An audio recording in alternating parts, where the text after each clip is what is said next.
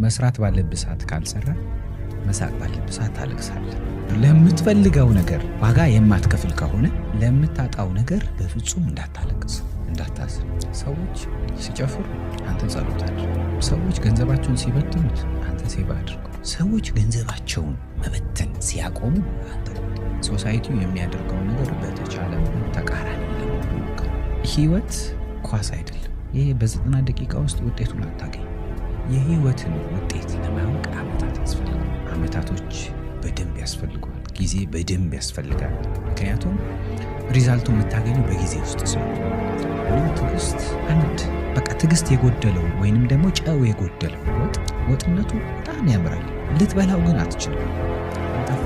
እና ትዕግስት የጎደለው ህይወት በጣም ቢያምር አሪፍ ነገሮችን ቢኖሩ ችኩል ከሆንክ ለእንደዛ ነገሮች አልታጨህም። ሞክረሃል ግን አልታጨህም። ትዕግስት ካለ ውሃን በወንፊት መያዝ ይቻላል። ዋናው ነገር በረዶ እስኪሆን መታገስ። 1000 ዓመት አይኖርም። ፈታ የምንኖረው ሁል ጊዜ ነው። የምንሞተው ደግሞ አንዴ ነው።